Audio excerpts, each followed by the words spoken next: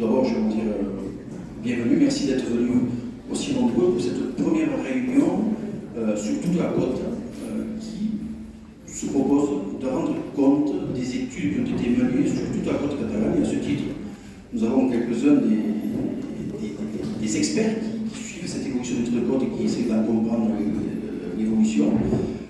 Donc c'est ce soir la première fois sur toute la côte catalane, et c'est à ma demande, parce qu'on aurait pu attendre un petit peu, mais j'ai souhaité qu'on diffuse dès qu'on le peut les premières tendances qui se dessinent à l'horizon de 10, 20, 30, 50 ans, hein, évidemment, tout ça vous sera expliqué. Donc j'ai avec moi tous les techniciens qui vont se présenter pour que vous sachiez évidemment à qui vous avez affaire. Donc, ce soir, l'important c'est qu'on comprenne, qu'on ait une idée de la tendance de l'évolution de notre côte catalane, et particulièrement des points qui sont un petit peu sensibles, que vous connaissez bien, notamment le ragoût qui vous inquiète tant. Je vais passer la parole donc à chacun qui va se présenter, puis il y a un diaporama qui va vous être proposé, de sorte que chacun puisse suivre précisément et comprendre exactement ce qui est expliqué par les uns et par les autres. Voilà. Merci. Donc je m'appelle Florence Lanzelotti, moi je suis géographe de formation et je m'occupe donc à l'agence d'urbanisme catalane, notamment d'animer l'OBSCAT. Voilà, je suis chargée d'études littorales, donc on va faire le petit tour de table. Merci Florence. Moi c'est Alexandre Ageras, je travaille au pôle littoral de l'œil des Méditerranées basé à Montpellier depuis 2 ans maintenant. Je suis géologue de formation spécialisé sur les risques naturels et entre autres les risques littoraux. Et voilà, du coup, je vais vous présenter quelques résultats un peu plus tard. Bonsoir à toutes et tous. Éric Palvado, je suis au BRGM Occitanie à Montpellier et je suis plus particulièrement chef de projet littoral au BRGM et tout particulièrement, cette fois, responsable de projet OBSCAT pour le BRGM. Et comme mon voisin de vous, je suis moi aussi de formation géologue littoral.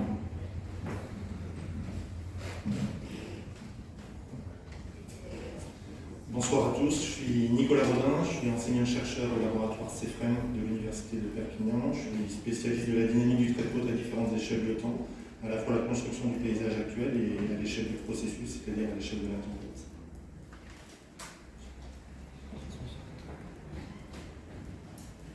Bonsoir, je suis François-Xavier Allais, je suis le référent GEMAPI, on parlera dans quelques secondes, pour la communauté de communes. Je suis géologue aussi de formation et j'interviens maintenant depuis 12 ans à la communauté de communes comme responsable du service SIG, le système d'information géographique, la cartographie, pour faire plus simple. Et pour parfaire la présentation, en fait, cette réunion est proposée par la communauté des communes, évidemment, puisque c'est la communauté de communes qui a la compétence et gestion du trait de côte, dite loi GEMAPI. Donc c'est à ce titre que le président de la communauté de communes vous propose cette réunion pour vous faire part de toutes les avancées que l'on connaît et de tout ce qui reste encore à affiner pour l'avenir. Provence, peut-être tu vas prendre la parole de suite. Merci. Merci. Donc là, je vais vous afficher un petit peu le déroulé de cette conférence. On va poursuivre là les propos introductifs. Je passerai la parole à François-Xavier pour présenter la GEMAPI. Et ensuite, le gros de cette conférence consistera à des présentations scientifiques de nos 3 spécialistes ici présents. Et ensuite, on pourra avoir un temps de questions, d'échanges à ce moment-là. Ensuite, la communauté de communes reprendra la parole pour parler de tout ce qui est stratégie d'adaptation, gestion, mise en œuvre de modes de gestion sur le littoral. On essaiera de refaire un petit temps de questions-réponses. Donc voilà pour le cadre. Avant cela, donc, vous l'aurez compris, on va parler surtout du littoral sableux, du Roussillon. On va faire des petits focus sur les communes d'Aisne et d'Argelès, puisque c'est ce qui nous intéresse aujourd'hui ici à Argelès. On parlera beaucoup d'érosion, de risques côtiers, de fonctionnement morpho-sédimentaire. Donc pour l'instant, peut-être c'est des notions un petit peu obscures pour vous, mais à la fin de la conférence, vous verrez, tout sera plus clair. Donc c'est vraiment pour échanger sur ce contenu scientifique-là. Si pendant les périodes d'échange, vous n'osez pas prendre la parole, vous avez des questions à poser ou des remarques à faire, vous avez un paperboard au fond avec des post-it où vous pouvez écrire vos idées, elles seront lues ensuite pendant plus tard en fait par les élus et les techniciens. Si vous avez aussi des remarques à faire sur d'autres sujets, vous avez aussi ce parking à idées là-bas. Voilà, donc je ne prends pas plus la parole parce que le temps est quand même compté et je vais donner donc la parole à François-Xavier Allais de la communauté de communes.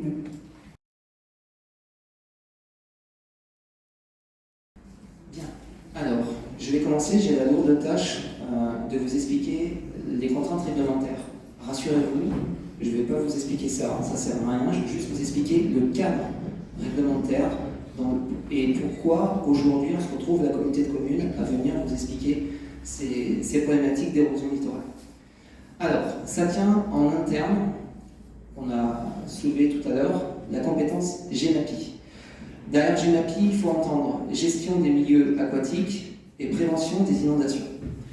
Alors, c'est un peu ancien maintenant, parce qu'on a entendu parler de la GEMAPI à partir de 2014 dans la loi MAPTAM.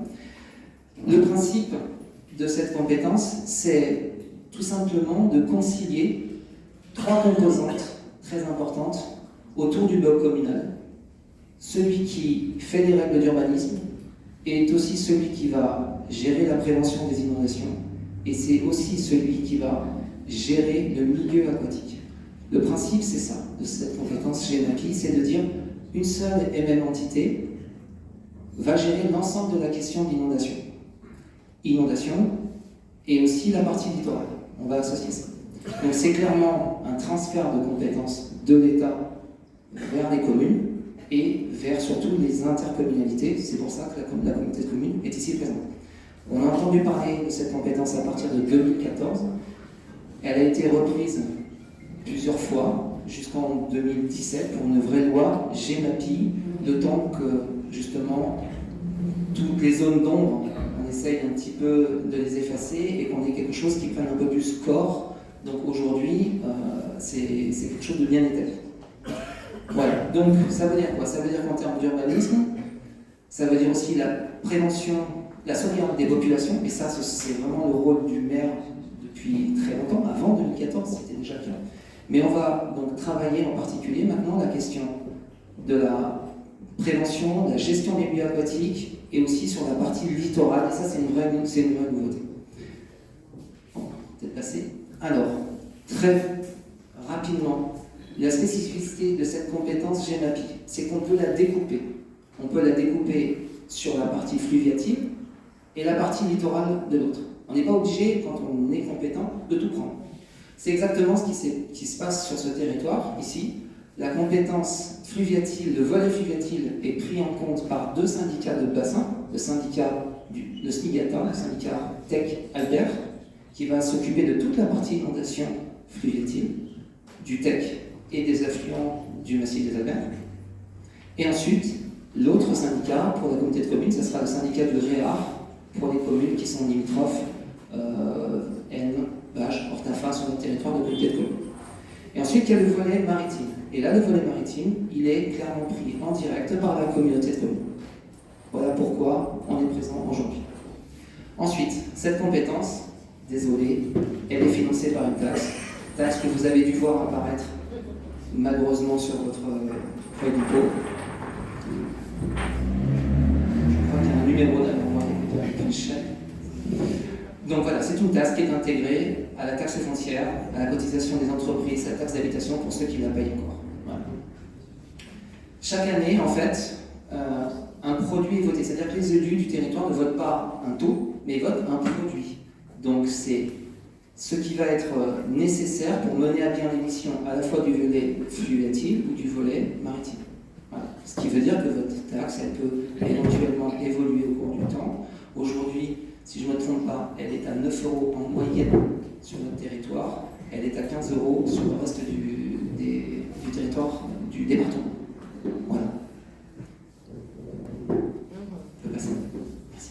Alors, sur le volet maritime, puisqu'on ne va parler que de ça, comme ça, on passe au concret. Donc, la communauté de communes exerce en direct cette compétence depuis le mois de mai 2019. Donc, c'est assez jeune comme compétence. Pour deux missions, la défense contre la mer. Vous allez voir déjà que le terme défense contre la mer, c'est déjà pas forcément un terme partagée par tous ici, et l'action de la gestion intégrée du trait de côte. C'est vraiment ce qu'on va voir aujourd'hui, la question du trait de côte.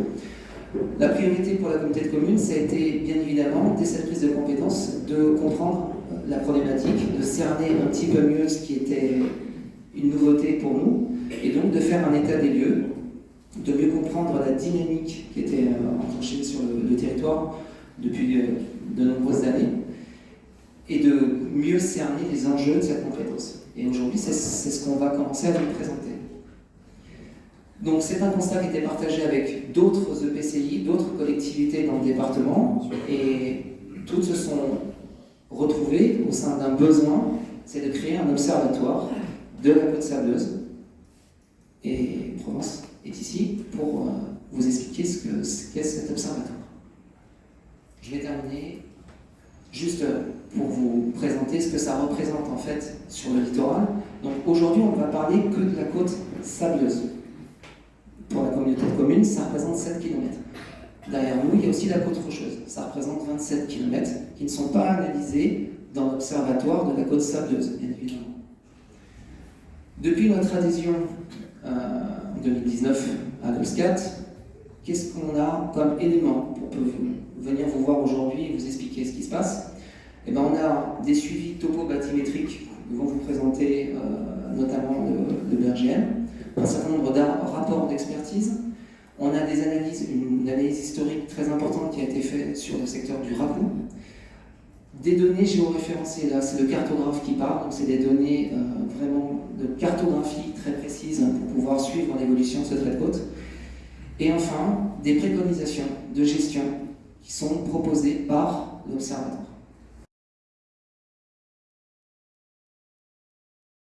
Merci François-Xavier. Donc une transition toute faite vers la présentation de l'Observatoire. Je ne vais pas prendre trop de temps pour parler de ça parce que l'idée c'est de vraiment rentrer dans le vif du sujet. Donc moi je m'occupe d'animer cet observatoire, c'est-à-dire que je suis en charge de faire le lien entre les expertises de terrain, ce qui est réalisé, les observations, les mesures, les résultats et les maîtres d'ouvrage, c'est-à-dire les collectivités qui ont financé et qui pilotent cet observatoire. Donc du coup, l'idée, c'est vraiment de faire comprendre des phénomènes complexes, mais le plus simplement possible, mais justement sans trop les simplifier. Vous verrez, c'est complexe. L'idée, c'est de ne pas vous faire croire que c'est simple, mais c'est plutôt essayer de vous faire comprendre vraiment comment ça fonctionne et avoir un petit peu ces logiques-là. Donc cet OBSCAT, il est né en 2013. Il est né d'abord à Perpignan Méditerranée Métropole et il s'est ensuite étendu sur toute l'unité sédimentaire. Donc c'est un outil d'aide à la décision, mais d'abord de connaissance, d'observation. Pourquoi? Parce que pour pouvoir gérer, pour pouvoir décider, il faut d'abord bien connaître les phénomènes. Et pour bien les connaître, il faut les observer sur plusieurs années, sur de longues séries de données. On considère que plus les données sont régulières et répétées dans le temps, et plus les tendances qui émergent sont fiables. L'échelle sur laquelle on travaille, c'est l'échelle de l'unité sédimentaire. C'est un peu comme c'est l'équivalent des bassins versants, mais pour le littoral. C'est-à-dire qu'on ne s'occupe pas des limites administratives, puisqu'ici, nous avons une partie de commune, donc le CAT qui est dans l'autre, qui fait partie de l'OBSCAT. Ensuite, le territoire de Perpignan Méditerranée Métropole, qui correspond à 4 communes littorales. Ensuite, Sud-Roussillon, avec la commune de Saint-Cyprien, et une partie de la communauté de communes Albert-Côte-Vermeil-Ibéris, avec Elne et Argelès. Donc on a tous ces maîtres d'ouvrage réunis en un seul dispositif. Ce dispositif, c'est en fait un accord entre les scientifiques, les structures en fait, de recherche et d'expertise, et les collectivités. Donc on n'est pas une structure comme une collectivité territoriale ou un syndicat. Voilà, donc on a donc des observations qui sont réalisées entre la falaise du Racou et le Cap Le Cat. C'est l'unité sédimentaire du Roussillon, c'est environ 44 km, qu'on considère relativement homogène, c'est-à-dire qu'il y a certains phénomènes qu'on va décrire ici qui sont également observables ailleurs sur cette unité sédimentaire du Roussillon. Il y en a en fait 5 en Occitanie et nous on est vraiment celle qui est la plus au sud. Voilà pour le périmètre et les acteurs de cet OBSCAT. Les résultats de l'OBSCAT sont partagés sur le site dédié Vous avez une rubrique avec les rapports. Quand ils sortent, on met à jour et vous pouvez les télécharger pour les lire. Et puis on poste quelques actualités sur notre page Facebook. Voilà pour le contexte du partenariat. Donc on a voulu cette présentation, on va dire, chronologique entre guillemets, c'est-à-dire qu'on va d'abord parler du littoral passé, de l'évolution passée, et donc c'est pour ça que je vais donner la parole à Nicolas Robin tout de suite, puisque c'est sa spécialité. Merci Provence. Vu que je suis le premier scientifique à prendre la parole, je tenais à remercier la CCACLI, la mairie d'Argelès et également l'Obscat pour l'invitation. Puisque c'est toujours un plaisir de venir partager les connaissances, de diffuser la connaissance auprès du citoyen. Donc, merci pour cette initiative. Et comme le présentait Provence en introduction, mon rôle ici est de vous apporter des bases de connaissances pour mieux comprendre la formation du paysage actuel et les mécanismes d'évolution du littoral actuel. Donc pour mieux appréhender cette échelle de temps, cette figure que vous voyez ici à l'écran, qui représente l'évolution du niveau marin entre il y a 24 000 ans et aujourd'hui, est finalement assez intéressante, puisqu'il faut se remettre dans un cadre géologique. Et il y a 20 000 ans, nous avions ce qu'on appelle le bas niveau marin, c'est-à-dire que le niveau marin était 120 mètres plus bas qu'aujourd'hui. C'est-à-dire que le littoral qui le constituait avait une morphologie qui était relativement identique. Nous avions une plage, un massif dunaire, comme celui que l'on peut observer aujourd'hui avec nos propres yeux, sauf qu'il était localisé à environ 20-40 km au large, qui correspond à la tête des canyons sous-marins, et à une altitude qui est de l'ordre de moins 120 mètres par rapport au 0 NGF aujourd'hui. Et puis il y a eu cette remontée du niveau marin, avec des vitesses que vous voyez extrêmement fortes, 2 cm par an, c'est extrêmement fort par rapport au taux actuel ou par rapport aux prévisions du GIEC qui sont annoncées à l'échéance de 2100. Et ce littoral a été démantelé. Il en existe encore une partie figée à 120 mètres de profondeur, et une autre partie de ce sédiment est remontée avec la ligne de rivage qui remontait au fur et à mesure. Donc sur cette avant-côte qui est aujourd'hui sous l'eau, c'était une grande plaine alluviale, comme la plaine du Roussillon aujourd'hui, alimentée en sédiments par le bassin versant et les différents fleuves côtiers qui entraînaient une charge sédimentaire extrêmement importante. Et puis à partir de 6000 ans, le niveau marin a commencé à se stabiliser, et c'est à cette période-là que le littoral actuel a commencé à se construire et à prendre la forme que l'on a aujourd'hui, avec une position légèrement différente, mais en tout cas c'est ce qu'on appelle le prisme de haut niveau marin, c'est-à-dire le littoral actuel. Notre paysage donc actuel résulte de processus annulaires et de toute cette histoire géologique qui a conduit à son édification. Alors le littoral, et notamment le littoral sableux, est, comme son nom l'indique, constitué de sédiments sableux. C'est un sédiment qui est non cohésif, et donc par définition, le littoral est une unité qui est mobile. Elle évolue au gré du temps, à différentes échelles de temps, que ce soit à l'échelle de la tempête pendant quelques heures, ou à une échelle beaucoup plus longue, c'est-à-dire à l'échelle séculaire, ou à l'échelle géologique. De fait de cette mobilité, la mobilité du trait de côte, qui est par exemple l'interface entre la plage et la mer, cette mobilité peut être en accrétion, c'est-à-dire que le système va gagner du sédiment, ce qui se traduit par il existe plus de sédiments qui arrivent que ce qui repart, donc la plage gagne du sédiment et le trait de côte avance. Et à l'inverse, on peut avoir un trait de côte qui recule, c'est-à-dire qu'il y a plus de sédiments qui s'en va de notre lieu d'étude que de sédiments qui arrivent. Et on parle là donc d'érosion du trait de côte.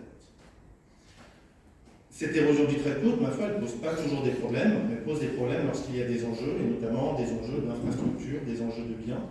Mais dans de nombreux autres endroits, notamment dans des zones qui sont naturelles, cette érosion du trait de côte ne pose pas sensiblement de problème en soi.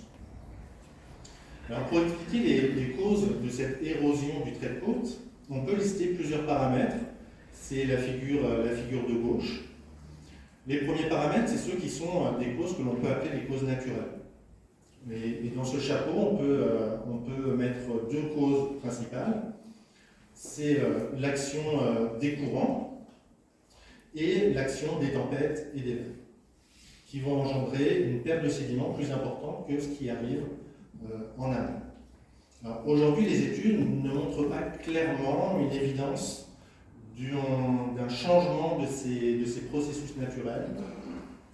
Il y a quand même quelques études sur la côte aquitaine, par exemple, qui montrent une augmentation des fréquences sur des échelles pluridécennales, mais c'est encore des choses qui sont à prouver, je dirais, scientifiquement.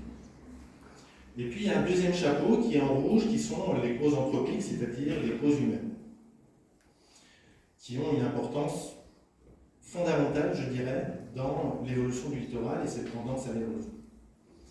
Alors le premier, bien entendu, c'est l'augmentation du niveau marin, à cause des effets de gaz à effet de serre, qui va provoquer, comme vous le savez, une augmentation du niveau marin, et donc une agression de plus en plus forte de votre haute plage et de votre milieu dunaire. Ensuite, si on reste sur le littoral, ce sont tous les aménagements qui sont faits, qui répondent à une problématique de protection des enjeux, mais on a le recul aujourd'hui de savoir que ces enrochements, ces protections ont plutôt un rôle négatif localement et ont plutôt tendance à accentuer l'érosion. C'est ensuite toutes les incivilités, ou en tout cas les mauvais réflexes que le citoyen pourrait avoir, c'est-à-dire la déambulation dans le milieu dunaire, faire du 4x4 ou du quad dans ce milieu dunaire qui va le déstabiliser et accentuer son érosion. Donc ça, c'est les causes humaines sur le littoral, et puis il y a un gros volet qui concerne le bassin versant, puisque ce bassin versant, c'est le lieu d'apport sédimentaire principal pour le littoral. Dans ces causes, nous pouvons dissocier l'action des barrages. Aujourd'hui, la majeure partie des fleuves français sont constitués de barrages qui ont des rôles positifs, il ne faut pas l'oublier, puisque ça a tendance, le barrage a plutôt l'obligation de lutter contre le risque d'inondation. Il peut aussi permettre une énergie verte, donc on voit qu'on est sur des choses qui sont assez positives. Mais à côté de ça, il fait obstacle au transit sédimentaire entre le ruisseau qui est le plus en amont du bassin versant et l'embouchure.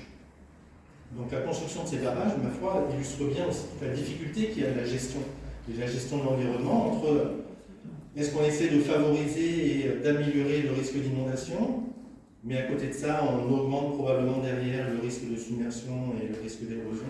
Voilà, c'est des choses qui ne sont pas faciles pour le gestionnaire à trancher.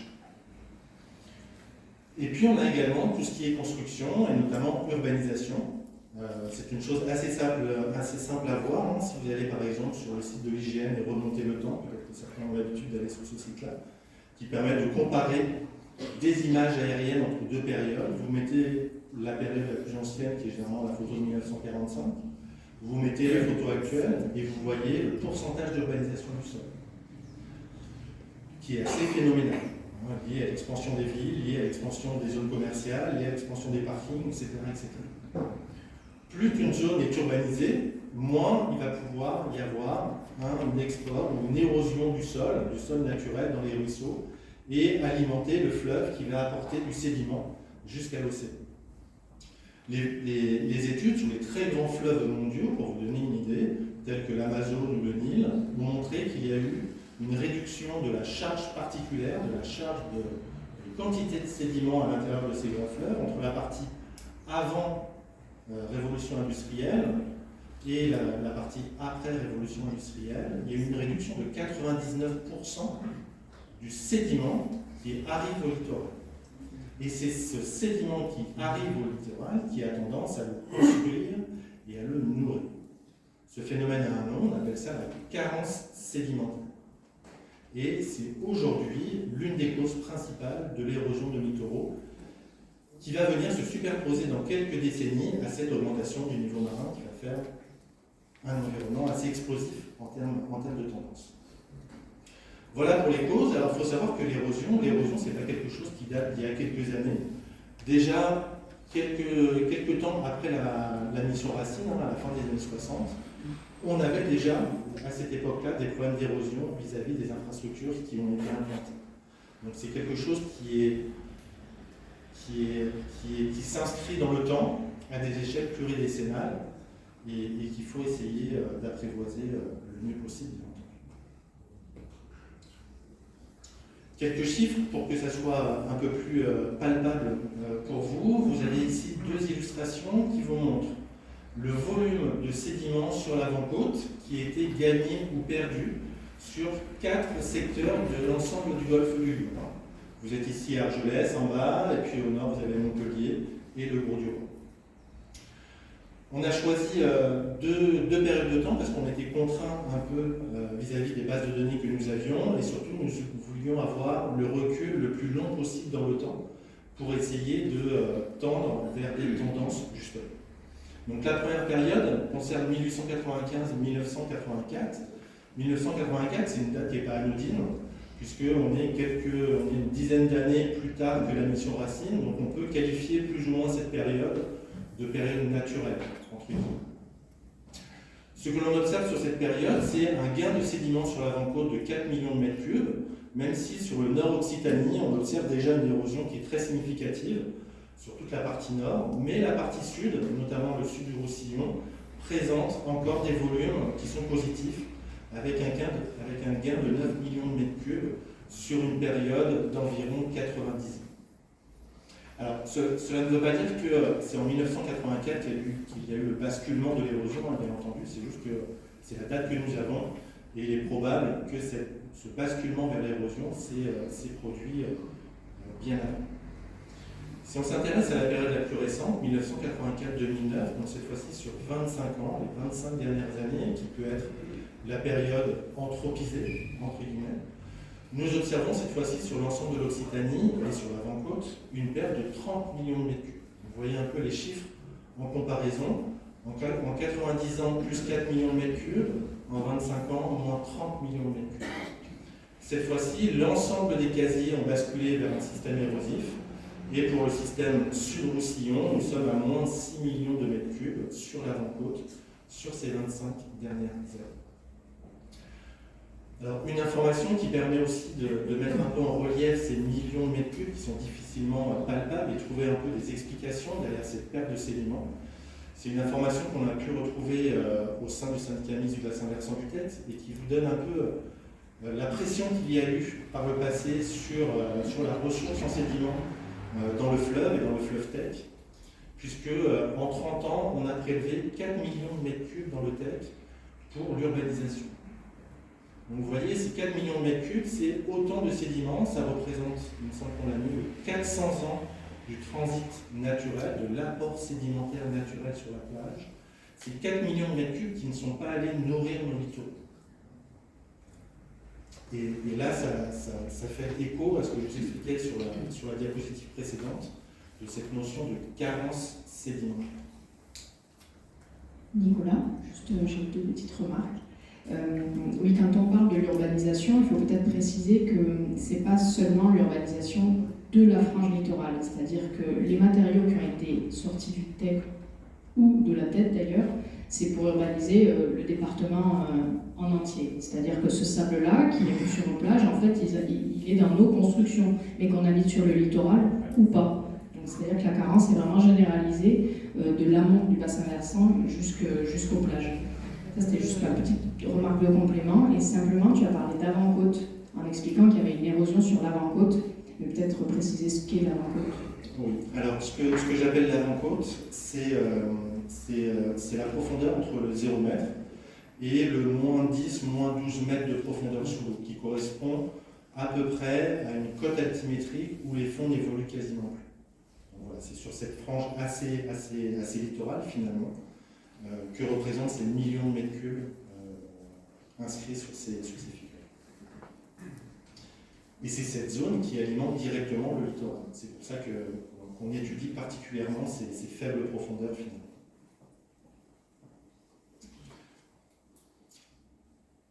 Alors, quelques résultats récents que l'Université de Perpignan a pu faire dans le cadre de projets de recherche financés par l'Observatoire de la côte catalane.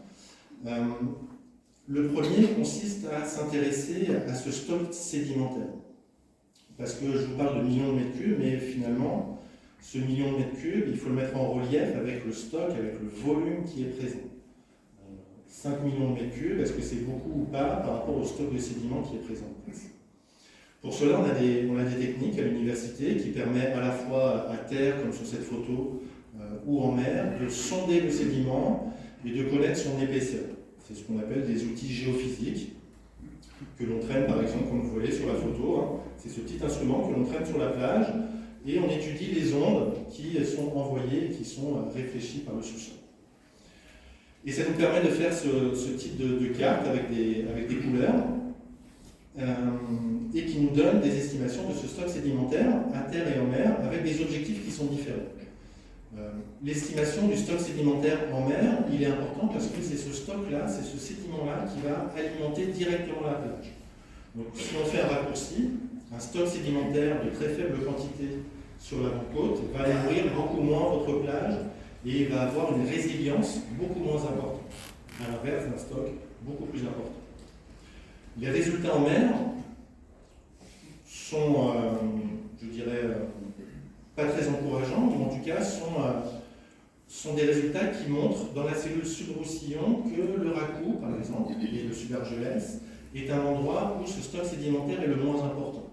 On est dans les couleurs rouge et marron, qui présentent donc des stocks sédimentaires les moins importants parce qu'il y a une contrainte de la géologie héritée qui est très importante. Hein. Vous avez les alberts qui plongent dans la mer et vous avez toute une contrainte de cette géologie qui est importante. On y reviendra dans les diapositives suivantes. Et puis à terre, c'est un autre objectif, puisque à terre, on a été sondé sur la plage, mais aussi en dessous des habitations, ce stock sédimentaire. Bien sûr, c'est un stock qui est figé, qui ne bouge plus, qui ne va pas alimenter la plage. Donc là, l'objectif est plus à une échelle beaucoup plus longue et savoir si le trait de côte continue de reculer, est-ce qu'on aura toujours une plage sableuse ou est-ce qu'on aura une plage qui est constituée d'un autre sédiment, rocheux ou de galets. Voilà, ça, c'est un autre objectif sur une échelle beaucoup plus longue. Et là aussi, on s'est rendu compte, à terre, les données montrent que ce stock sédimentaire, finalement, il n'est pas si important. En tout cas, il est moins important que sur la plaine du Roussillon, où on a cette contrainte de la géologie qui est forte, avec au droit, à l'est de la route du Racou et au niveau du parking de la route, un substrat géologique qui se situe à environ 6-7 mètres de profondeur. Et à l'ouest de la route, on a le toit du substrat qui remonte et qui est quasiment affleurant à 1 ou 2 mètres de profondeur. Donc là aussi, c'est des informations qui sont assez importantes pour les gestionnaires en termes de stratégie d'aménagement et en termes surtout de prospective, cette fois-ci à long terme, bien entendu, de son territoire.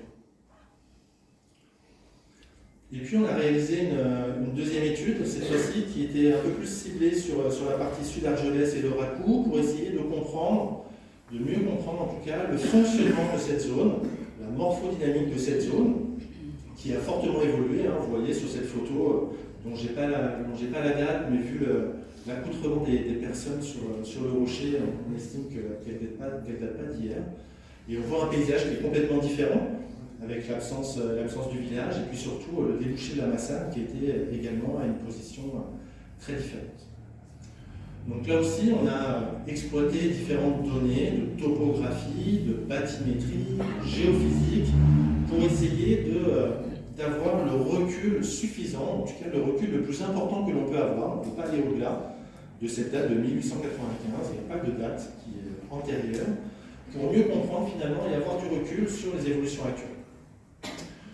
Donc, qu'est-ce que l'on constate vis-à-vis de ces trois petits schémas, qui seront les derniers schémas de ma présentation? C'est qu'en 1895, nous avions un débouché de la Massane qui était beaucoup plus au sud qu'actuellement, et on avait une position du trait de côte qui était très avancée, ce qui est assez logique, puisqu'on se situe au niveau d'embouchure, et la Massane apportait une quantité de sédiments qui était relativement importante, et qui avait tendance à avoir donc un trait de côte qui était très en amont, alimenté en plus par cette dérive littorale qui va du sud vers le nord, et donc les sédiments du TEC qui continuaient à approvisionner la partie sud de cette cellule hydrosédimentaire.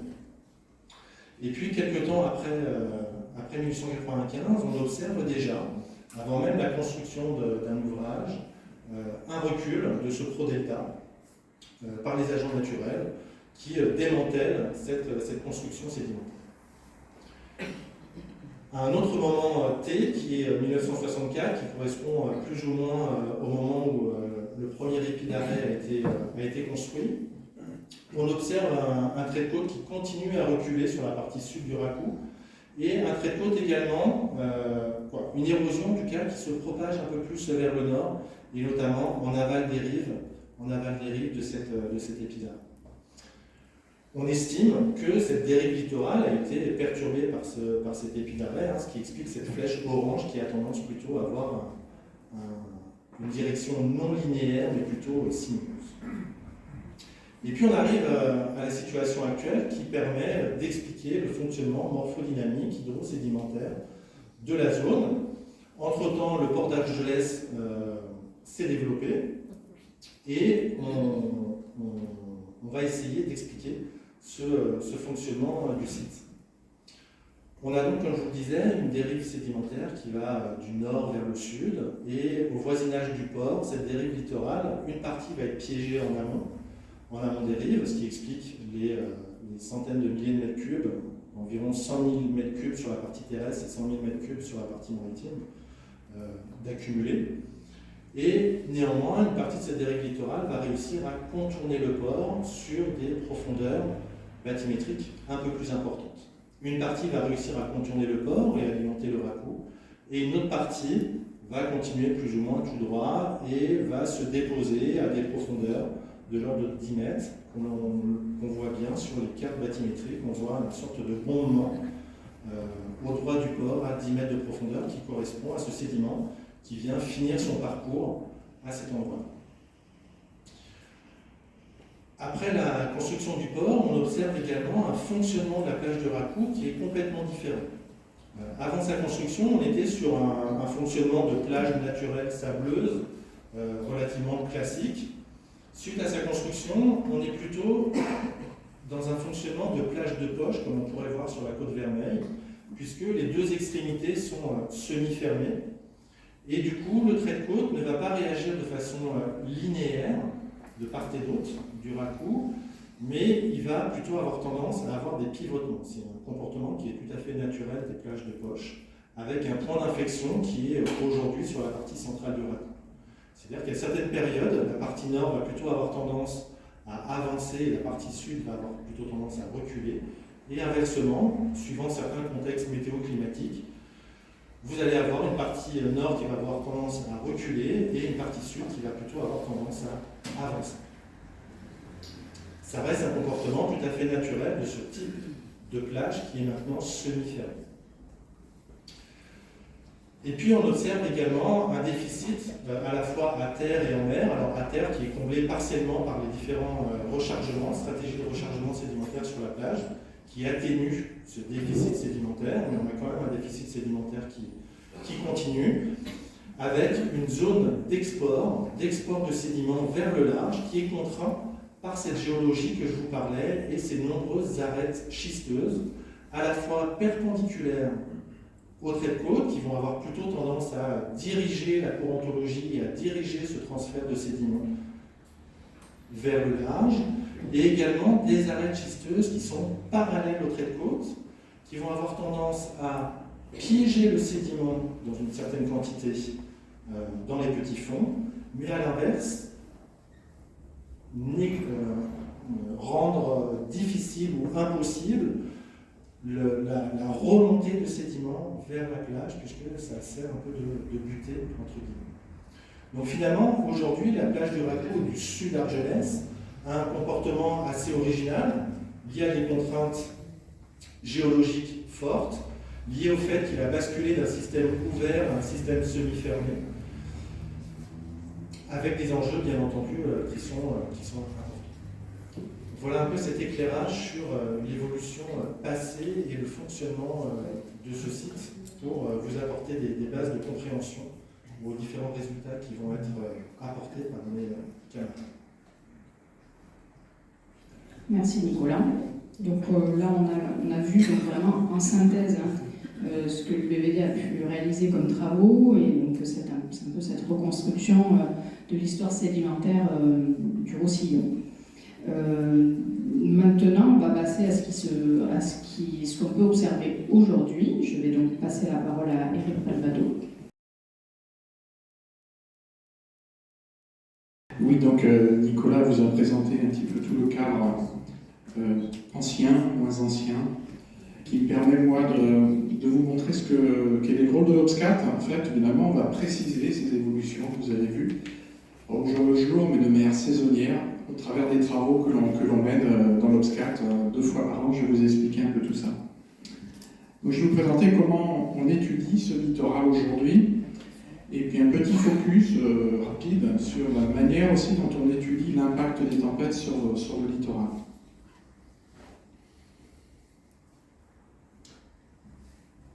Donc, comment observe-t-on le littoral? Pour quels résultats? Donc, on a en fait 2 fois par an, on fait un suivi régulier du littoral qui est fondamental pour nourrir les informations sur ce qu'on appelle les indicateurs d'évolution du littoral. Donc, ça peut être le trait de côte, c'est le trait de côte, c'est pas ça peut, c'est un des éléments qu'on utilise pour décrire l'évolution du littoral. Et puis c'est aussi la variation de l'altitude des plages que l'on traduit en érosion ou en accrétion suivant les saisons. Donc pour ce faire, on fait un suivi topographique et bathymétrique du littoral qui est mené en fait 2 fois par an. On fait en fait des campagnes en mer et à terre au printemps et à l'automne. Donc ceci pour avoir une situation des plages à l'issue de l'hiver, au printemps donc, et une situation des plages à l'issue de la période calme, donc à la fin de l'été, à l'automne. Donc le suivi bathymétrique, la bathymétrie c'est le relief sous-marin. On l'observe, on le mesure à partir d'une embarcation que vous voyez ici à gauche sur les images, qui est muni d'un sondeur monofaisceau, qui va ausculter la profondeur de la mer jusqu'à atteindre le fond. Donc on a la profondeur et on a également un GPS qui est installé au sommet de ce sondeur qui permet de localiser précisément nos informations. Donc ça on le fait en fait sur un certain nombre de sites. Il y en a 17 sur l'ensemble de l'Obscat et on en a 3 sites de mesure sur la communauté de communes d'Argelès, qui sont en fait le TEC, l'embouchure du TEC, le nord d'Argelès, donc la plage dite Argelès Centre ou plage des Pins, et puis la plage du Racon. Donc on effectue des profils de mesure perpendiculaires à la côte, espacés tous les 100 mètres, à partir de cette embarcation. On fait également la bathymétrie donc des embouchures, donc évidemment celle du TEC. Ça c'est opéré grâce aux petites embarcations, cette fois qui me fait 1 mètre, 1 mètre 50, c'est un drone en fait, qui est piloté depuis la côte, qui est muni du même dispositif que notre embarcation plus importante pour les profils en mer. Et puis côté topographie, donc topographie des plages, donc la plage émergée sur laquelle on va poser notre serviette à chaque saison. Là, on mesure la topographie à partir d'un système d'altimètre laser qui est embarqué sur un aéronef léger que vous voyez ici en bas à gauche et qui survole les plages, l'ensemble des plages de la cellule sédimentaire depuis le 4 jusqu'au Racou et qui balaye en fait avec un faisceau laser, on appelle ça un lidar, qui le balaye de manière à haute fréquence et qui permet d'obtenir un nuage de points de mesure extrêmement dense, puisqu'on peut avoir jusqu'à une dizaine, voire une vingtaine de points par mètre carré. Donc ça donne une image et une topographie très fine et très précise de l'ensemble des plages sableuses. On effectue également, je vous ai parlé de relevés tous les 2 fois par an, pardon. On fait également ce qu'on appelle des levées post-tempête, à l'issue des tempêtes importantes que peuvent subir le littoral. Donc on en avait fait une en mars 2018, c'était notre première campagne post-tempête qui était réalisée en fait par un levé de photographie aérienne à partir d'engins même plus petits que celui-ci, c'était à partir d'un autogire qui permet, donc on utilise ces photographies pour restituer un relief. Vous avez peut-être entendu parler de la photogrammétrie, ça permet notamment l'IGN travaille aussi beaucoup encore avec ça, pour faire ces cartes topographiques. Et puis, deuxième levée post-tempête que l'on a réalisé suite à la tempête Gloria en janvier 2020. Aujourd'hui, on envisage de faire ces levées post-tempête avec le même type de levée topographique LIDAR que je vous ai présenté tout à l'heure. Et puis puis d'autres levées complémentaires. L'OBSCAT aussi réalise un suivi de la végétation une fois par an, c'est bien ça, une fois par an. Une fois par an, ce lever est réalisé, suivant un certain nombre de profils de transectes dans les cordons dunaires. Il y en a 4 sur la communauté d'agglomération. Il y a également qui est réalisé un suivi photographique. Donc là, on va 2 fois par an, cette fois, sur des points fixes. On regarde, on fait des prises de vue selon des angles, les mêmes angles à chaque fois, les mêmes focales également. Ceci pour effectuer un suivi en fait de l'évolution paysagère des plages. Et enfin, dernier type de suivi, ça c'est un peu plus original par rapport au lever que je vous ai présenté précédemment. En fait, on a installé 3 caméras, on appelle ça des webcams. C'est des caméras qui permettent d'ausculter, d'observer en permanence le trait de côte des plages sur lesquelles elles sont installées. Ceci pour voir quelle est l'évolution du trait de côte au fil des saisons et au fil des années. Donc on a une caméra qui est installée au Racou, sur le promontoire du Racou, qui embrasse l'ensemble de la plage du Racou, et une partie également de la partie sud de la plage d'Argelès-Centre. Alors qu'est-ce qu'on fait à partir de ces informations? On fait en fait la même chose que vous avez présenté tout à l'heure, Nicolas, c'est-à-dire qu'on essaye de regarder quels sont les gains, donc l'accrétion en sédiment ou les pertes, donc l'érosion en sédiment sur les plages. Donc à partir de ça, vous avez vu, on fait 2 mesures par an de topographie et bathymétrie. C'est tout simple, on compare les situations, les surfaces que l'on a mesurées, on les compare saison après saison, et ça nous permet de regarder s'il y a des différences, des évolutions qui sont faites, des abaissements de la topographie, au contraire des augmentations, pareil pour la partie sous-marine. Et ça, on le fait sur l'ensemble du compartiment littoral qui constitue constitué par la dune. On regarde également l'évolution effectivement altimétrique des cordons dunaires, et puis sur la plage émergée et la plage immergée. Donc ça permet de dresser ce que l'on appelle des bilans sédimentaires. Quand on fait des comparatifs, on fait des bilans, on regarde s'il y a eu des gains et s'il y a eu des pertes sur les plages. Donc voilà en quoi ça consiste, ces bilans. Là ici, vous avez des graphiques qui sont traduits en épaisseur de sédiments gagnés ou perdus. Vous avez les graphiques, les traits, la courbe en bleu qui correspond au bilan sédimentaire de la partie sous-marine, donc là ce qu'on appelle, nous souvent en jargon, la plage sous-marine, et vous avez en rouge le bilan qui concerne la plage aérienne, la plage sur laquelle on s'installe en tant qu'usager de la plage classiquement. Et là, vous avez présenté les informations de ce bilan depuis 2014 jusqu'à septembre 2021 sur les 3 sites dont je vous ai parlé, donc le Racou, Argelès-Centre et puis l'embouchure du Tech.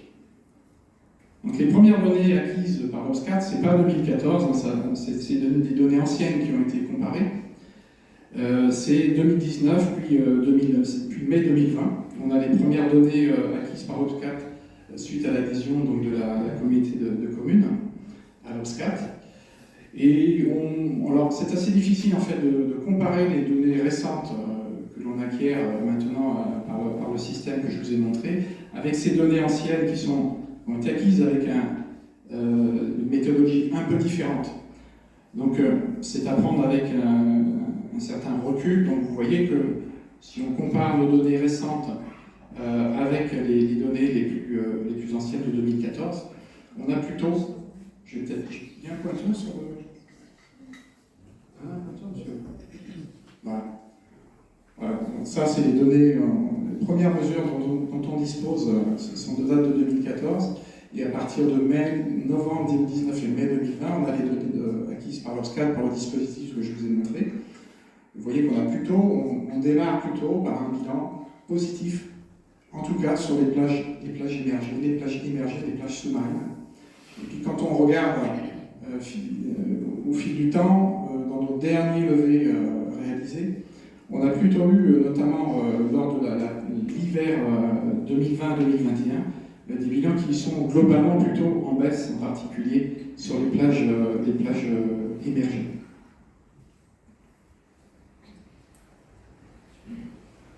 Alors on regarde aussi l'évolution de la position du trait de côte. Donc Nicolas vous expliquait la définition du trait de côte qu'on utilise. En fait, c'est ni plus ni moins que, en gros, la limite entre la plage et l'eau, tout simplement. Pour ce faire, on utilise en fait les photographies aériennes, qu'elles soient avant l'Obscat ou les photographies aériennes qu'on en acquiert aussi pendant les levées lidar, les levées topographiques. On prend ces photos-là et on digitalise, on trace un trait sur les images à l'endroit où on peut visualiser ce trait de côte sur le littoral. Et puis on effectue des comparaisons, on regarde comment évolue le trait de côte, s'il recule, s'il avance. Globalement, sur la période qui vous est présentée ici, 2004 et octobre 2020, on a plutôt une situation avec un très léger recul, quelques mètres, et avec un focus cependant dans la partie sud de la plage d'Argelès Centre. Ici, l'exemple qui vous est présenté, c'est le secteur d'Argelès Centre, avec une évolution qui est un peu plus tendancielle vers le recul, dans l'angle qui est formé avec la digue du bord. Et puis les données récentes et plus régulières, plus fréquentes, acquises dans le cadre de l'Obscat, elles vont nous montrer finalement quelles sont les évolutions à plus court terme, et évolutions qui sont principalement liées, on vous l'a dit tout à l'heure, au moteur d'évolution principal que sont les tempêtes et aussi les coups de mer, qu'on appelle les coups de mer, je vais vous en parler un petit peu tout à l'heure. Donc on peut avoir par contre, de manière saisonnière ou très ponctuelle à la suite des tempêtes, des évolutions qui sont beaucoup plus importantes que quelques mètres. Ça peut aller de la dizaine de mètres, voire plus. Souvent, ce sont des évolutions qui sont temporaires.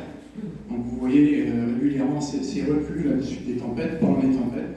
Et puis pendant la saison plus calme, on a des houles qui sont plus constructives, comme on dit plus constructives, et ces reculs se comblent par une avancée à nouveau du trait de côte.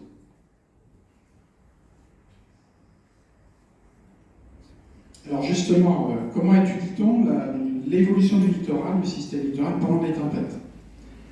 Alors, on parle de tempête, en fait, c'est un phénomène météo marin. Nous, ce qu'on appelle classiquement, c'est le vent qui va créer bien sûr ces tempêtes. Une tempête au sens scientifique et obscat du terme, c'est pas obscat, c'est un peu prétentieux, mais c'est tout du moins au niveau du golfe du Lion et de la Méditerranée, une tempête, on la considère comme étant une tempête à partir du moment où la houle au large dépasse 3 mètres de hauteur. Non. En dessous, on parle plutôt de coups de mer. Donc c'est des vagues qui vont être inférieures à ce seuil de 3 mètres. Alors je précise bien que c'est des hauteurs qui sont mesurées au niveau de houlographes qui sont en mer, donc au large. On a des hauteurs sur nos côtes qui sont inférieures à ça. Souvent vous entendez dans les médias, dans les reportages, on peut entendre parler de hauteur de houle de 10-20 mètres sous-entendu à la côte, ce qui n'est pas vrai. On n'a pas des hauteurs de vagues de 10 mètres à la côte. Ça peut atteindre 10 mètres, mais sur ces bouées qui mesurent la houle en mer. Ensuite, par des processus physiques, la houle va déferler et diminuer de taille. Donc l'action des tempêtes, on l'a vu tout à l'heure, c'est le moteur qui façonne en fait le littoral sableux, et on associe évidemment souvent une tempête à une période de recul aussi du trait de côte et de forte érosion. Alors le suivi en fait réalisé par le BRGM dans le cadre de l'Obscat s'appesantit un peu plus sur ces systèmes et ce phénomène des tempêtes. Alors comment est-ce qu'on les étudie plus précisément? Donc on va faire pendant la tempête, en étant bien prudent, bien évidemment, on va prendre quelques photos, ou juste après, c'est même probablement plus intéressant juste après pour regarder quels sont les impacts au final après la tempête. Donc ça, c'est des données vraiment photographiques de terrain. Et puis on a installé un système dont je vous ai parlé tout à l'heure, qui est une caméra vidéo, qui permet d'observer. Ces caméras fonctionnent 365 jours dans l'année. Et donc pendant les tempêtes, on a aussi des informations qui permettent de relever, sur les images que capturent ces caméras, de relever la position du trait de côte sur chacune des images. Donc on a une image chaque heure qui est enregistrée par ces systèmes. Alors vous voyez, ça c'est la position des cartes, des positions des traits de côte qui est entre juillet 2020 et fin décembre 2021. et qui vous montre la répartition de ces traits de côte sur la plage du Racou. Et la figure de droite traduit cela finalement en amplitude sur l'année d'évolution du trait de côte sur la plage. Alors vous voyez que ce que vous expliquez tout à l'heure, Nicolas Robin, c'est qu'on a effectivement des zones qui sont différentes, qui évoluent différemment. La zone nord, la zone sud et la zone centrale. Avec la zone centrale qui, elle, a des amplitudes d'évolution qui sont autour de plus ou moins 20 mètres, alors que l'extrémité sud, elle peut évoluer jusqu'à plus ou moins 42 mètres, par exemple, ça, sur cette période-là en tout cas.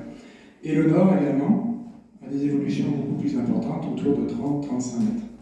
Donc ça illustre bien le phénomène, enfin, le mécanisme qui est à l'œuvre sur cette plage de Poche, qui est cette rotation en fait, du trait de côte, ce pivotement du trait de côte suivant les saisons. Donc on a eu un bel exemple de pivotement suite à la période, la tempête Gloria, où le trait de côte a été, alors c'est pas dans cette période-ci qui est observée ici, mais on avait une position du trait de côte qui était elle aussi très reculée dans la partie sud, et avec également un abaissement de la topographie au droit du village du Racou. On avait pu observer effectivement une érosion très importante dans ce secteur. Et puis, au fil des mois, on a observé une réavancée du trait de côte vers la mer. Voilà, moi j'en ai fini effectivement avec ces éléments techniques présents d'observation du littoral. Et les quelques éléments que Eric nous a présentés, donc je le répète, hein, c'est vraiment une toute petite partie de ce qui est réalisé au sein de l'OBSCAT et voilà, au sein de la communauté scientifique en général. Donc ça vous donne une idée de ce qui est réalisé voilà, chaque année au sein de cet observatoire.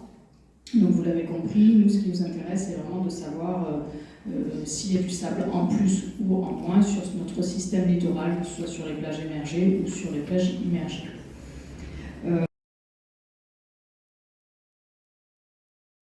Une fois qu'on observe, on va dire au quotidien, ce littoral, on peut se demander comment on peut projeter ces observations à plusieurs années. C'est-à-dire, nous, on a choisi l'horizon 2050. Je vais introduire le propos d'Alexian là-dessus. Donc, on a choisi de faire réaliser à l'EID une étude sur le trait de côte. Donc le trait de côte, c'est peut-être le mot qu'on a le plus répété de la soirée, mais pourquoi? Parce qu'il est important. C'est important de bien le définir et de bien savoir ce qu'il représente. Parce que la position du trait de côte ne fait pas tout, vous le verrez. Donc le trait de côte, c'est ce qu'on appelle la limite du jet de rive en Méditerranée, puisqu'en fait sur l'Atlantique ou ailleurs, ça peut être le pied de nul, hein, puisque lors des marées, la mer arrive vraiment sur le pied de nul. Nous ici, ce n'est pas le cas, donc on a cette limite entre le sable mouillé et le sable sec, cette limite quand il y a un petit peu de houle où on a de l'écume, voilà, où on peut marcher aussi le long du littoral. Et cette limite, elle est mouvante, forcément, en fait. C'est vraiment le propre du trait de côte, c'est vraiment une limite mouvante entre terre et mer. Ce trait de côte, il caractérise aussi ce qu'on appelle en gestion des risques, l'aléa érosion. Donc le risque côtier, c'est la submersion marine d'un côté et l'érosion de l'autre.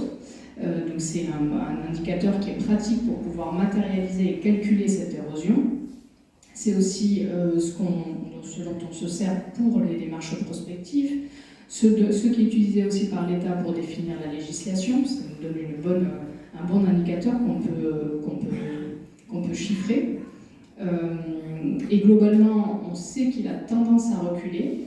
Et que c'est aussi une des conséquences aujourd'hui, on l'a vu avec les propos de Nicolas Robin en début de conférence, c'est une des conséquences aussi du changement climatique. Mais par contre, on veut aussi vous alerter sur le fait que ce trait de côte ne veut pas tout dire. Il ne faut pas essayer non plus de lui faire tout dire. Pourquoi? Là, vous voyez sur ces petites illustrations ici, donc en haut, c'est une plage avec une plage émergée. Donc c'est une vue en coupe, hein. Une plage émergée assez étroite et pas très haute, avec assez peu de sable. On a une plage immergée, pareil, avec assez peu de sédiments. Et notre trait de côte, il est entre les deux, il se situe aussi. Si on prend cette plage, au lieu de la regarder en coupe, c'est-à-dire en 3D, on la regarde en plan, c'est-à-dire en 2D, par-dessus, par une image aérienne par exemple, Ça nous donne ça. Donc ça ne nous dit pas s'il y a beaucoup de sable ou pas, ça nous donne juste une position de trait de côte. Une deuxième plage, ailleurs, va pouvoir se présenter comme ça. C'est-à-dire qu'on a une plage de mer émergée importante, une dune importante, avec un volume sédimentaire important. Et pareil, sous l'eau, on va avoir des réserves de sable assez importantes. Et pourtant, en vue en plan, peut-être que notre trait de côte il sera aussi au même endroit. C'est-à-dire que ce trait de côte, c'est une vue 2D du système littoral et pas une vue 3D. Alors, vous allez dire, alors pourquoi on s'en sert? Parce que c'est pratique, parce que c'est plus facile à observer. Et parce que quand on étudie le littoral passé, le plus simple, c'est quand même de prendre des photos aériennes ou des photos satellites et de les analyser, de déterminer en fait un rythme d'évolution de trait de côte qu'on pourra ensuite projeter dans l'avenir. Voilà, donc c'est peut-être la facilité, mais voilà, ça donne une bonne idée des indicateurs que l'on peut exploiter. Donc voilà, maintenant qu'on a bien défini le trait de côte, je vais laisser la parole à Alexian pour cette présentation. Et ensuite, on pourra répondre à vos questions.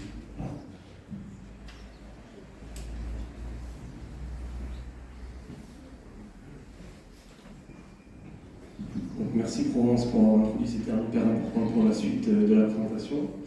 Effectivement, avec l'EUD, on a été chargé par la Convention SCAT d'établir une projection du trait de côte à l'horizon 2050. C'est-à-dire, j'insiste bien sur ça, c'est une position potentielle du trait de côte à l'horizon 2050 que je vais vous présenter par la suite. Donc, ça va mieux. Pour du coup établir cette projection, on s'est aidé d'une formule scientifique qui a été publiée dans un journal allemand de géomorphologie en 2006 et qui a fait l'objet aussi d'une publication scientifique. Cette formule elle a plusieurs intérêts, elle prend en compte vraiment plusieurs paramètres que je vais vous présenter dès à présent. Donc le premier d'entre eux, c'est ce qu'on appelle la régression linéaire. Donc qu'est-ce que c'est la régression linéaire? En fait, tout simplement, on prend en compte les éléments du passé pour pouvoir projeter le futur. C'est-à-dire qu'on va prendre les différents traits de côte qu'on a sous la main depuis X années, et grâce à ces évolutions-là, on va pouvoir les projeter, là en l'occurrence pour l'horizon 2050. Donc là, nous, on a choisi de prendre une zone entre 2009 et 2020. On aurait pu prendre 30 ans, 50 ans. Là, c'est un sujet à débat. On a pris 2009-2020 pour deux raisons. Déjà, la première, c'est avec les données directement disponibles. Et la deuxième, surtout, c'est qu'en fait, on voulait vraiment caractériser l'évolution récente de la position du trait de côte. C'est-à-dire qu'on a vu quand même que sur les dernières années, c'est là où on a le plus de mouvements du trait de côte, en tout cas sur la période récente. C'est pour ça qu'on a pris cette zone de 11 ans. Voilà, et donc du coup, pour faire cette régression linéaire, on a utilisé la méthode d'ESAS. C'est une méthode en fait qui a été mise au point par l'USGS, qui est l'Institut géologique américain. Et en fait, cette méthode, elle est assez simple, comme on peut le voir sur l'image. On a en haut une ligne de référence qu'on met à l'intérieur des terres, assez loin du trait de côte, évidemment. Et ensuite, on a différents transects qui sont perpendiculaires à cette ligne de référence. Donc pareil, les transects, on peut en mettre autant qu'on veut. Là, on a choisi d'en mettre tous les 100 mètres. Et du coup, enfin, on a en bas de différentes couleurs, c'est les différents traits de côte qu'on a à disposition. Donc là, ils ne sont pas tous, mais on a de 2009 à 2020 tous les traits de côte. Et l'idée, en fait, c'est que le logiciel va mesurer la distance entre la ligne de référence et la position du trait de côte pour chaque année. Donc voilà, tout simplement. Et donc, l'avantage de cette méthode, c'est qu'on va avoir vraiment donc, à la fois une valeur pour le trait de côte 2009, pour le trait de côte 2010, et ainsi de suite, jusqu'à 2020. Et c'est pour ça qu'on a choisi cette méthode, tout simplement parce qu'on aurait très bien pu prendre le trait de côte 2009, le trait de côte 2020, voir la différence entre les deux traits de côte, et projeter ça sur 2050. Malheureusement, on aurait eu des biais, tout simplement parce que, par exemple, 2020, il y a eu Gloria en début d'année, et la tempête Gloria, et donc du coup, il y a certainement des endroits où il y a eu plus de recul que d'habitude, donc forcément, on aurait eu une projection encore plus exagérée sur ce secteur-là. Là, l'idée, c'était vraiment, grâce à cette méthode, d'avoir une évolution moyenne annuelle de ce trait de côte. Et ensuite, on multiplie du coup le taux d'évolution annuel par le nombre d'années pour arriver à 2050. Donc ça c'est pour la régression linéaire. Donc les premiers résultats du coup qu'on a obtenus, donc ça sur ce camembert on a en fait tous les résultats pour le territoire de l'Obscat, donc du Cap Le 4 jusqu'à Argelès, jusqu'au Racou. Et donc on voit qu'on a quasiment 70% des transects qui sont en recul. Donc sur les transects, il y en a plus de 400 le long de ces 44 km. Et donc on a une trentaine de pourcents qui sont en avancée.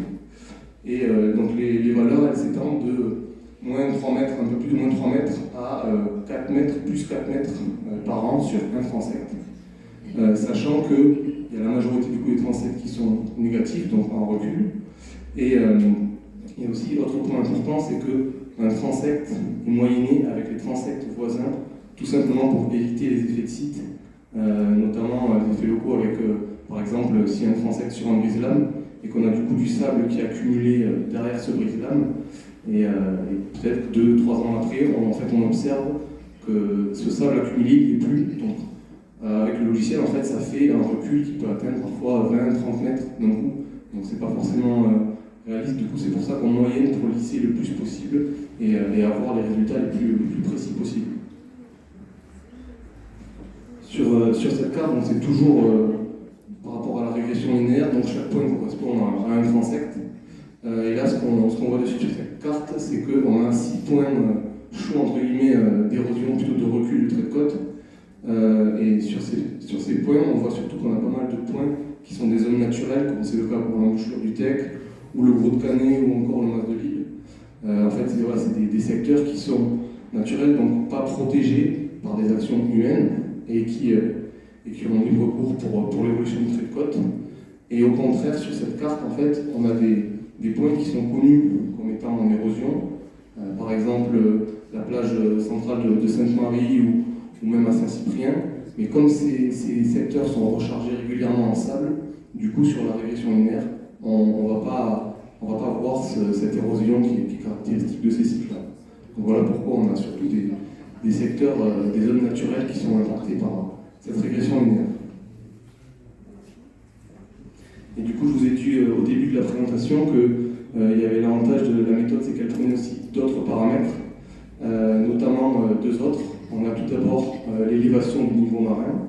Là, on s'est basé sur un rapport de 2019 du GIEC qui tablait sur une élévation entre plus 0,15 mètres et plus 0,35 mètres d'élévation du niveau marin pour 2050, sachant qu'elle a été révisée ensuite entre plus 0,25 et plus 0,35.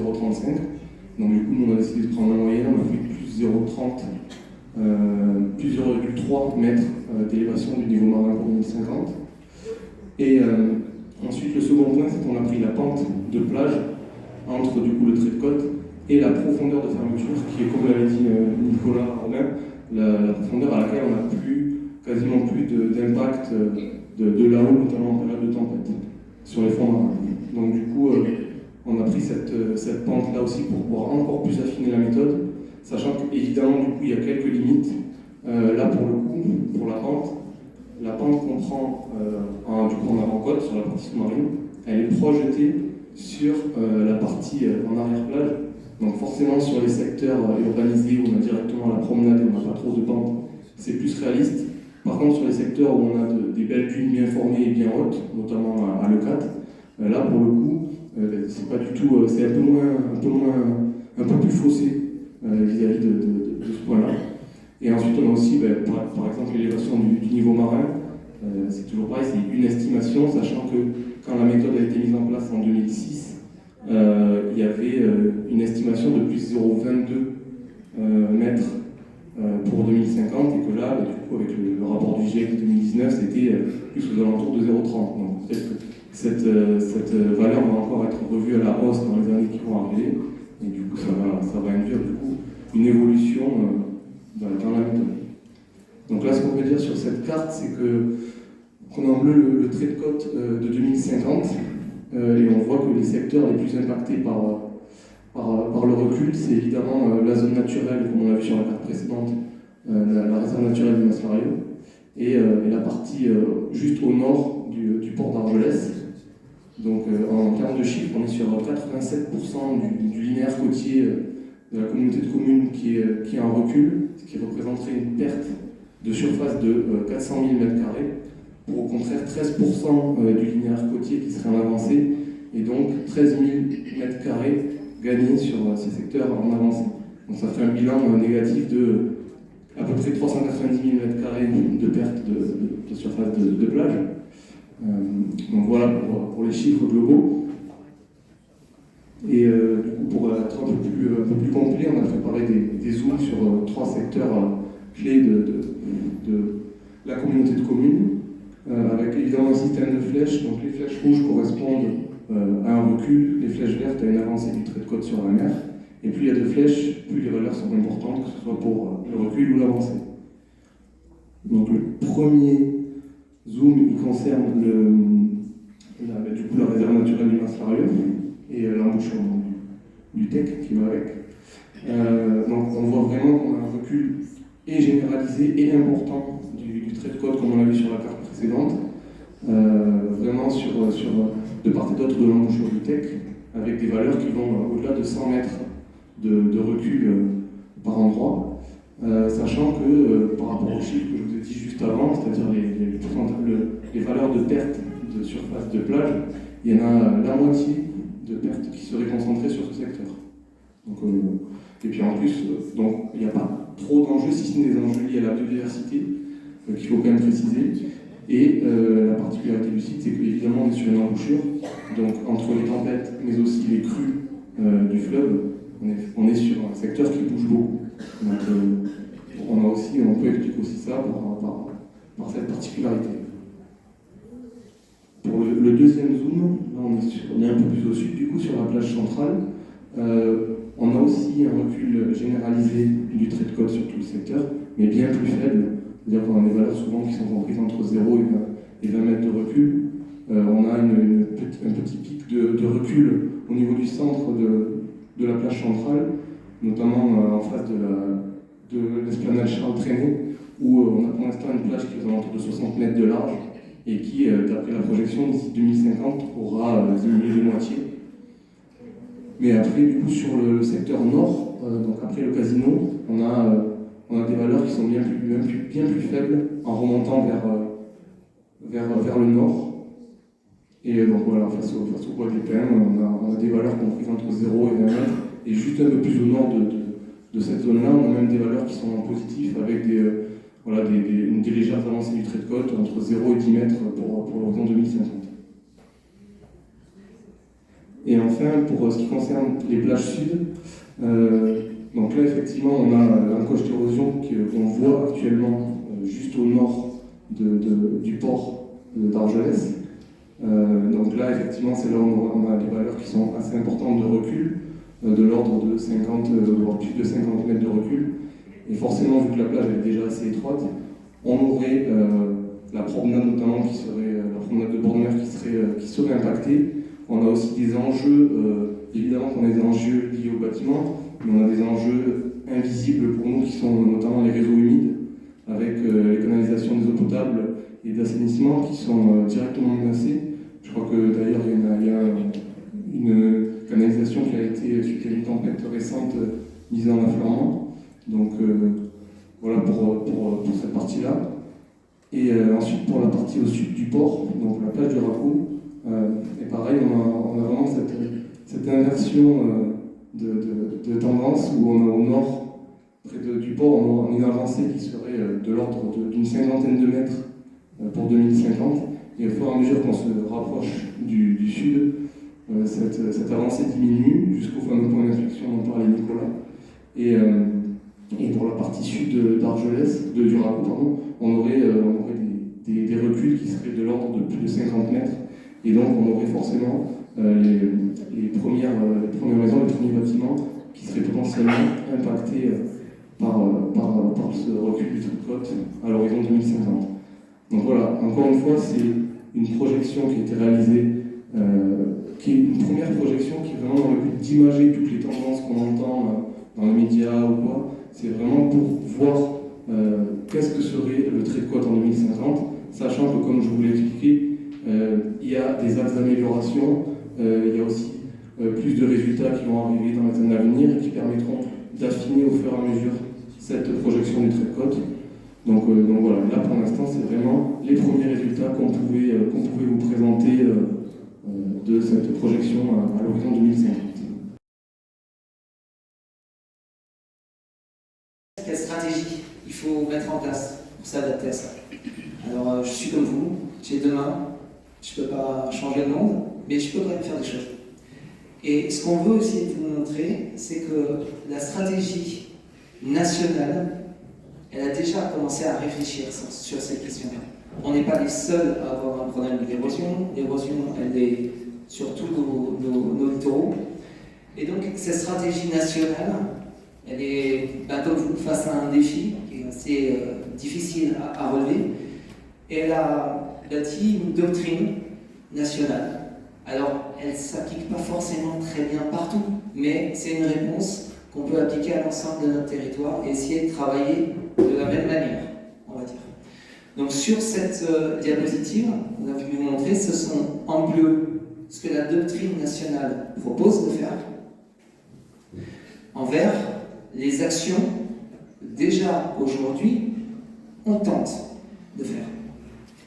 Donc dans cette doctrine, vous avez alors, il y en a plusieurs, mais j'ai préféré vous montrer ces 4-là parce que je vais vous montrer 4 exemples derrière d'actions qu'on mène aujourd'hui. Donc, il y a une première doctrine qui est protéger, restaurer les écosystèmes côtiers qui constituent des espaces de dissipation de l'énergie de la mer, développer des systèmes d'adaptation raisonnés pour la protection du littoral. Voilà. Ça veut dire quoi?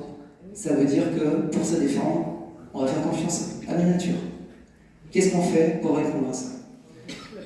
La première des actions, vous l'avez vu pendant la présentation, on réalise un suivi dunaire de la végétation. Tout à l'heure, il y avait une question sur, excusez-moi, les rabais de Posidonie, madame, je ne crois pas qu'elle est ici. Alors désolé, on n'est pas encore capable, à la communauté de communes, depuis 3 ans, d'aller travailler la baie de Posidonie, mais on est capable d'aller travailler la végétation dunaire et d'aller observer si elle est en recul ou pas, et si elle est en train de fixer la dune ou pas. Donc ça, c'est quelque chose qui est en place. Mais dans les préconisations qui ont été faites de l'OBSCAT, il y a un élément qui est très important, qui est l'entretien des plages, et notamment l'entretien mécanisé. Donc dans cet axe-là, ce que je peux déjà vous dire, je vais vous présenter juste après l'exemple, c'est qu'on va mener une action conjointe avec la mairie d'Argelès et la mairie d'Aisne, sur notre territoire, pour essayer de trouver une façon différente de travailler cet entretien des plages. Vous avez bien entendu, l'entretien. Mais l'entretien des plages, c'est nous tous. C'est nous tous. Quand on arrive sur cet espace naturel, si on est obligé de prendre une griffe pour arracher ce sable, c'est aussi parce que nous, on est sur cette plage et qu'on vient y déposer des déchets. Donc on s'interroge aussi sur nous, sur cette façon de répondre à la question. Ensuite, il y a d'autres éléments. La planification de la recomposition spatiale du littoral en conciliant les enjeux d'urbanisme associés. Sortir de la défense systématique contre la mer et éviter l'artificialisation du trait de côte. Là, pareil, on a un exemple à vous montrer. On est en train de travailler avec l'ensemble des EPCI de la côte sableuse catalane à une étude de stratégie d'adaptation. Et sur chacun des EPCI qui fait partie de cette étude, on aura des exemples concrets. On va essayer de trouver une adaptation à ce problème. Je n'ai pas dit que c'était simple, j'ai dit que c'était en cours. Ensuite, vous avez un troisième élément de doctrine qui est anticiper l'évolution par une connaissance approfondie et une prévision à court, moyen ou long terme. Je vous rejoins totalement sur la question météorologique. Effectivement, il y a des éléments dans tout ce qui a été soulevé qui manquent dans notre connaissance pour affiner. Il y a un autre élément qui est important, qui est celui du rôle du vent aussi. Il participe comme acteur de l'érosion. Pour l'instant, on n'a pas encore ces éléments-là, mais on est en train de les travailler. Ensuite, saisir l'opportunité de travaux de restauration sur la digue du port. C'est un fait. De temps en temps, il y a des opportunités qu'il faut savoir saisir. Et là, il y a une opportunité, avec le projet du port de rénovation de la digue, je ne parle que de ça, d'aller récupérer un volume non négligeable de sable et d'aller le réaffecter à la plage. Ensuite, il y a un dernier élément de doctrine, et celui-là, vous l'avez en face de vous aujourd'hui. L'État nous demande de développer et de partager une connaissance commune. Ça veut dire quoi? Eh bien, de partager cette connaissance avec vous. On n'est pas en train de vous dire qu'on sait tout, c'est pas vrai, mais on partage cette connaissance avec vous pour qu'on ne parte pas divaguer sur des idées impossibles, sur des retraits de... Bien sûr, on pourrait imaginer un retrait de côte de 200 mètres, de 300 mètres, on pourrait imaginer l'eau qui monte de 10 mètres, mais il faut quand même qu'on essaye de vous donner des connaissances qu'on a aujourd'hui et les partager avec vous, quand bien même c'est difficile. Ferez le tour des autres collectivités, vous verrez si on organise ce genre de rendez-vous. C'est pas aussi simple que ça. Donc les 4 exemples, si tu peux, Provence, les montrer. Donc les premiers, saisir l'opportunité. Sur les travaux de la digue du port, on devrait pouvoir récupérer 12 à 15 000 mètres cubes de sable. Ça n'est pas un volume de sable important, mais c'est un volume de sable qu'il faut savoir récupérer et qu'il faut savoir positionner sur la plage.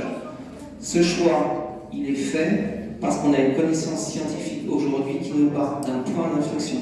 Si je transmets le micro à Nicolas Romain, je ne vais pas le faire, c'est par Nicolas proposé. On a choisi ce point d'inflexion parce que c'est celui qui bouge le moins. Et c'est sur cet endroit-là où le sable risque de rester le plus longtemps possible. Ensuite, on a une deuxième action qui est en cours. Vous parliez de connaissances météorologiques. Effectivement, on a un biais sur cette connaissance météorologique et on a une culture de risque qui est à améliorer sur notre secteur. Les élus, dans le cadre de la compétence GEMAPI, ont souhaité mettre en place un portail d'alerte et de suivi météo en temps réel sur les épisodes justement de tempête, pas que de tempête, parce que ce sera aussi des questions de réchauffement, de canicule par exemple, parce qu'on n'a pas ça. On n'a pas ça, clairement, sur notre territoire. Et on a besoin de construire une culture du risque aussi pour les services de la collectivité, de la communauté de communes, on a besoin de la mettre en place. Ensuite, alors la consultation est en cours. Je ne peux pas vous dire encore, mais elle est partie ces derniers jours. Ensuite, un troisième plan. On parlait tout à l'heure de la question de l'entretien des plages.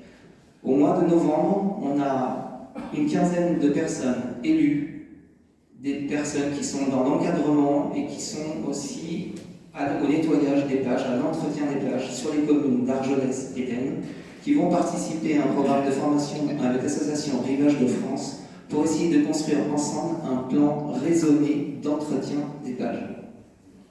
Ça ne veut pas dire demain du tracteur, ça veut dire on se pose les bonnes questions et on se pose les bonnes questions avec la connaissance de l'érosion qu'on aura. Parce que jusqu'à présent, ces éléments-là, on ne les avait pas. Donc on va essayer de travailler avec ces deux collectivités sur cette question-là. Enfin, la dernière action, peut-être l'étude qui est la plus structurante et la plus importante aujourd'hui, c'est l'étude de préfiguration d'une stratégie d'adaptation.